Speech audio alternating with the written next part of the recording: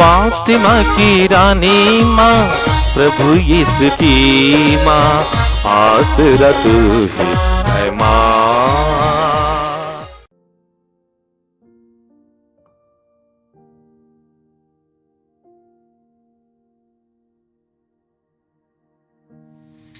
पहला पाठ तीतुस के नाम संत पौलुस का पत्र, अध्याय 3, पद संख्याएं 1 से 7। सबों को याद दिलाओ कि शासकों तथा अधिकारियों के अधीन रहना और उनकी आज्ञाओं का पालन करना उनका कर्तव्य है।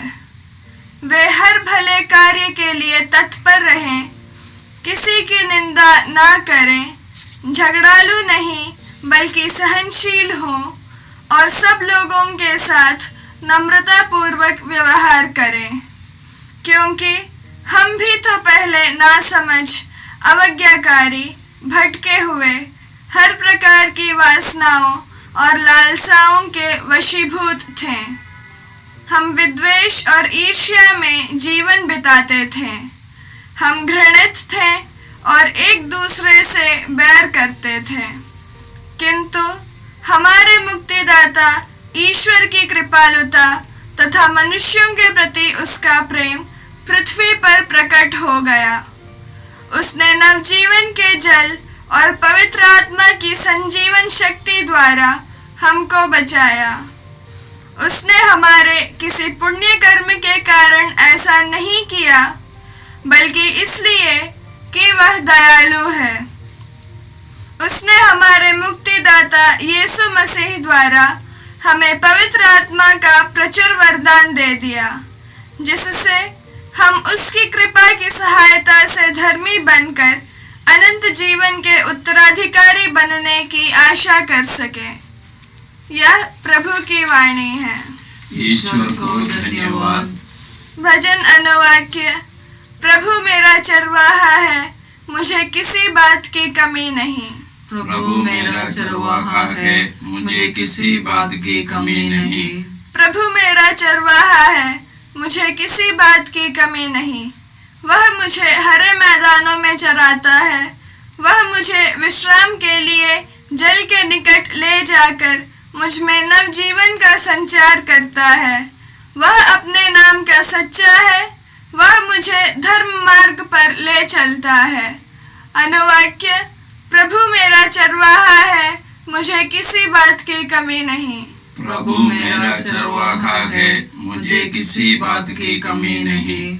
चाहे अंधेरी घाटी से होकर जाना ही क्यों ना पड़े, मुझे किसी अनिष्ट की आशंका नहीं, क्योंकि तू मेरे साथ रहता है। तेरी लाठी तेरे डंडे पर मुझे भरोसा है। अनुवाक्य। प्रभु मेरा चरवाहा है, मुझे किसी बात की कमी नहीं। प्रभु मेरा चरवाहा है, मुझे किसी बात की कमी नहीं। तू मेरे शत्रुओं के देखते देखते मेरे लिए खाने की मेज सजाता है। तू मेरे सिर पर तेल का विलेपन करता है। तू मेरा प्याला लबालब भर देता है। अनुवाक्य। प्रभु मेरा चरवाहा है, मुझे किसी बात की कमी नहीं। प्रभु मेरा चरवाहा है, मुझे किसी बात की कमी नहीं। इस प्रकार तेरी भलाई और तेरी कृपा से मैं जीवन भर घिरा रहता हूँ। प्रभु का मंदिर ही मेरा घर है, मैं उसमें अनंत काल तक निवास करूँगा। अनुवाक्य। प्रभु मेरा चरवाहा है, मुझे किसी बात की कमी नहीं। प्रभु मेरा चरवाहा है, मुझे किसी बात की कमी नहीं। जय घोष। अल्लेलुया। आप लोग सब बातों के लिए ईश्वर को धन्यवाद दें, क्योंकि यीशु मसीह के अनुसार आप लोगों के विषय में ईश्वर की इच्छा यही है। अल्लेलुया। प्रभु आप लोगों के साथ हो और आपके साथ भी। संत लूकास के अनुसार पवित्र सुसमाचार। प्रभु की जय। अध्याय 17 पद संख्याएं 11 से 19 तक। यीशु यरूशलेम की यात्रा करते हुए समारिया और गलीलिया के सीमा क्षेत्रों से होकर जा रहे थे। किसी गांव में प्रवेश करते समय उन्हें 10 कोढ़ी मिले। वे दूर खड़े होकर ऊंचे स्वर से पुकारने लगे, हे यीशु, हे गुरु, हम पर दया कीजिए। यीशु ने उन्हें देखकर कहा, जाओ और अपने को याजकों को दिखलाओ। और ऐसा हुआ कि वे रास्ते में ही निरोग हो गए। तब उनमें से एक यह देखकर कि मैं निरोग हो गया हूँ, ऊंचे स्वर से ईश्वर की स्तुति करते हुए लौटा। वह यीशु को धन्यवाद देते हुए उनके चरणों पर मुंह के बल गिर पड़ा, और वह समारी था। यीशु ने कहा, क्या 10 निरोग नहीं हुए? तो बाकी 9 कहाँ है? क्या इस परदेशी को छोड़ और कोई नहीं मिला जो लौटकर ईश्वर की स्तुति करे? तब उन्होंने उससे कहा, उठो, जाओ, तुम्हारे विश्वास ने तुम्हारा उद्धार किया है। यह प्रभु यीशु का परम पवित्र सुसमाचार है। क्रिस्त की जय। यीशु क्रिस्त में प्रिय भाई और बहनों, आज का पहला पाठ तीतुस के नाम पत्र से था। संत पौलुस ने तीतुस के नाम पर एक पत्र लिखा था और उनको क्रेत नामक एक टापू में भेजा था। क्रेत यूनान से काफ़ी दूर एक बहुत बड़ा टापू था, जिसमें बहुत सारे बंदरगाह थे। बहुत सारे देशों से वहाँ व्यापार चलता था। वहाँ के लोग, अधिकांश लोग यूनानी थे। यूनानी भाषा संस्कृति के अनुसार जीवन बिताते थे। वहाँ कई यहूदी व्यापारी भी थे, अनेक गुलाम थे। और वहाँ के लोगों ने सुसमाचार सुनकर कई लोगों ने यीशु में विश्वास किया, लेकिन अधिकांश लोग यूनानी संस्कृति के अनुसार चलते थे। यूनानी संस्कृति का मतलब वहाँ के लोग झूठ बोलते थे, वे लोग ईमानदार नहीं थे और जानवरों के समान जीवन बिताते थे। लैंगिक जीवन जानवरों के समान था और वे लोग पेटू थे, आलसी थे और कई भाड़े के गुंडे लोग थे। तो नए विश्वासी उसी तरह जीवन बिताते थे। पवित्र जीवन बहुत कम लोग बिताते थे। तो संत पौलुस ने तीतुस को वहाँ भेजा ताकि वहाँ एक नवीनीकरण लाए। वैसे तो तीतुस भी यूनानी थे, लेकिन पक्के विश्वासी थे।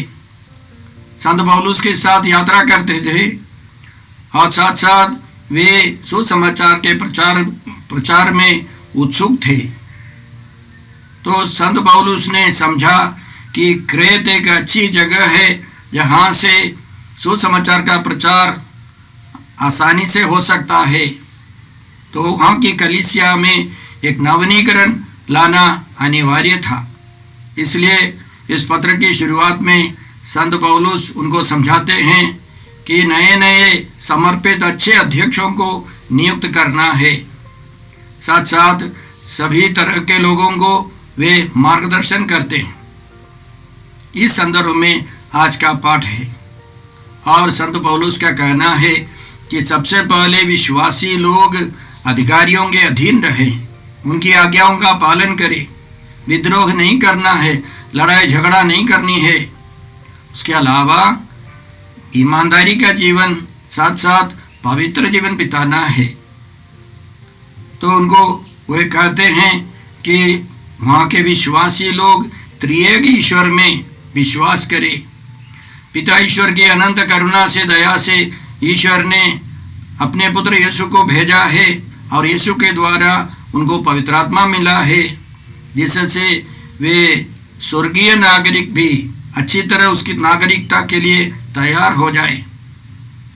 तो पौलुस के कहने का मतलब था कि वे सब कार्यों में भाग ले, ईमानदार सच्चे नागरिक निकले, साथ साथ वे आध्यात्मिकता में आगे बढ़े। परिवार, समाज, ये सब एक पवित्र जीवन का स्तर है। तो उस संदर्भ में पौलुस चाहते हैं कि जो नए विश्वासी है वे सब सच्चे नागरिक बनकर स्वर्ग के सदस्य बनने के लिए प्रयास करें, आशा रखें। आज के सुसमाचार में हमने सुना कि यीशु ने 10 कोढ़ियों को चंगा किया। वे दूर खड़े होकर जोर जोर से प्रार्थना करने लगे, हे यीशु, हे गुरु, हम पर दया कीजिए।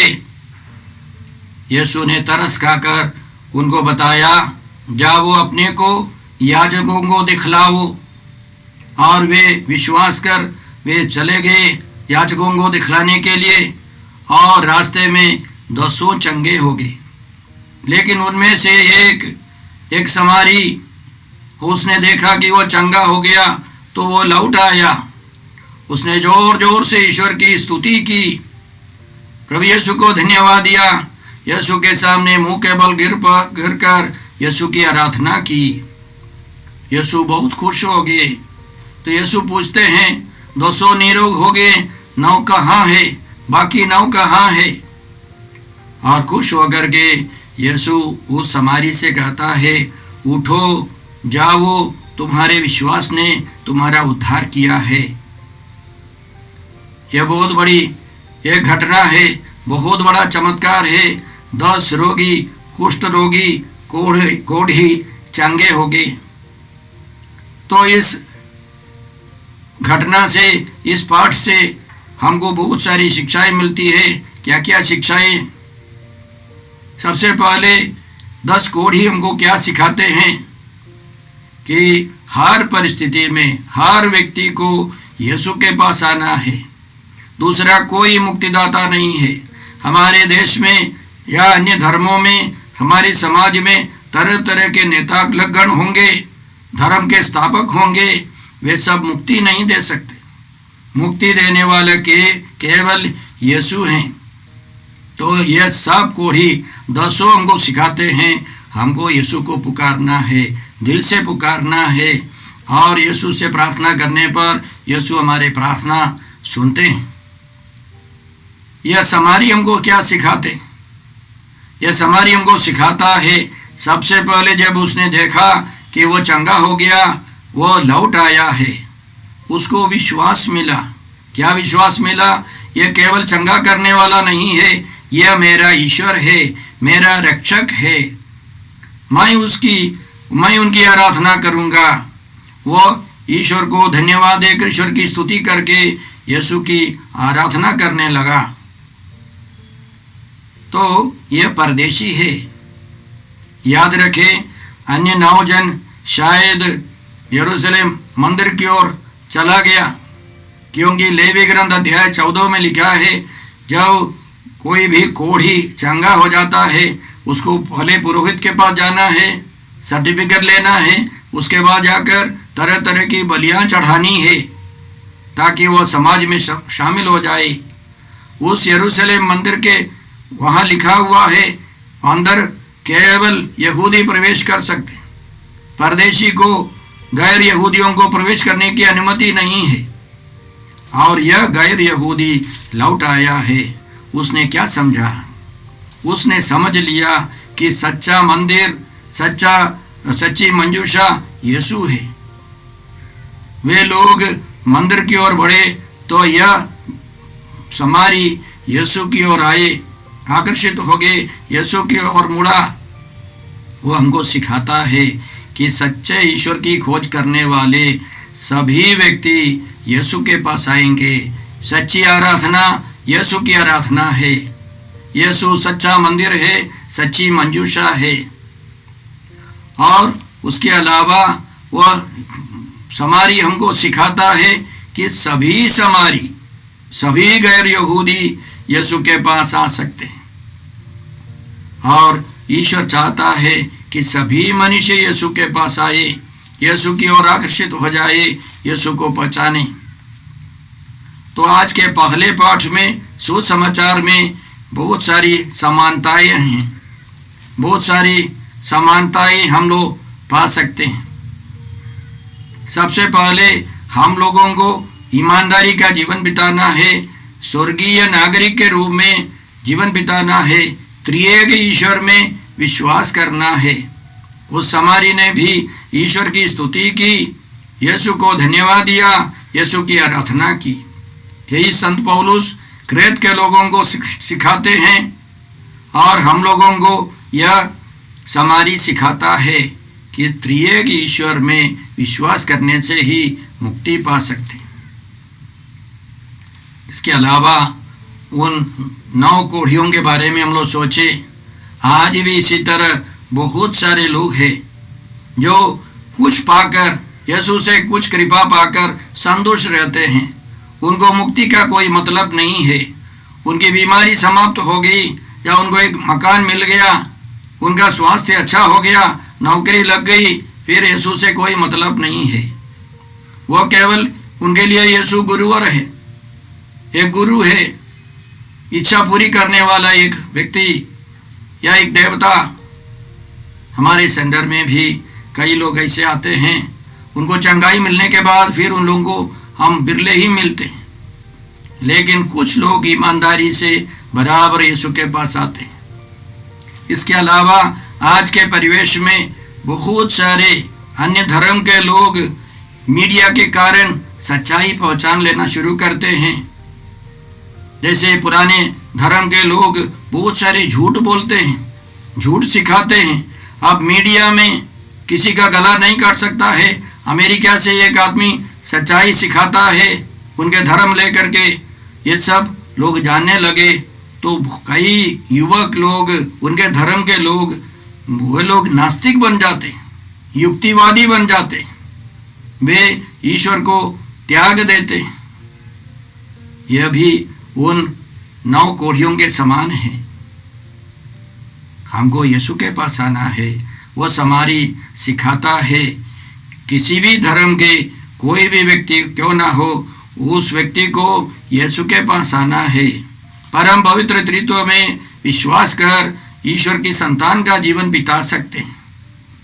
तो हम लोग प्रार्थना करते हैं, हे पिता ईश्वर, हे प्रभु यीशु, पवित्र आत्मा ईश्वर, आज के दोनों पाठों के लिए हम धन्यवाद देकर प्रार्थना करते हैं कि हम लोग सब सच्चे नागरिक बनकर सच्चे स्वर्गीय नागरिक बन सके, हम ईश्वर की संतान का जीवन बिता सके।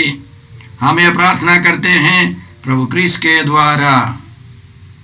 हमारे प्रभु यीशु क्रिस्त की कृपा, ईश्वर का प्रेम तथा पवित्र आत्मा का साहचर्य आप सबों को प्राप्त हो। आमीन।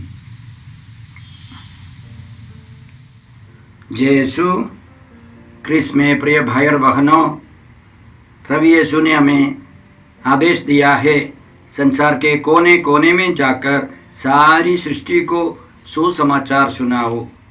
सुसमाचार सुनने के लिए और सुनाने के लिए एक अच्छा मौका है। आप कृपया इस चैनल का सब्सक्राइब करें, लाइक करें, शेयर करें, बेल आइकन दबाएं ताकि यहाँ की नई वीडियोस की सूचना आपको मिलती रहेगी। साथ साथ आप दूसरों को भी प्रेरणा दें इसका सब्सक्राइब करने के लिए। याद रखें, कल के मिसा के दैनिक पाठ और उस पर टिप्पणियाँ आज ही दोपहर के बाद हम लोग अपलोड करते हैं। कृपया आज ही उसको सुनकर कल की तैयारी करें। प्रभु यीशु आपको और आपके परिवार को 100 गुनी आशीष देंगे। जय यीशु।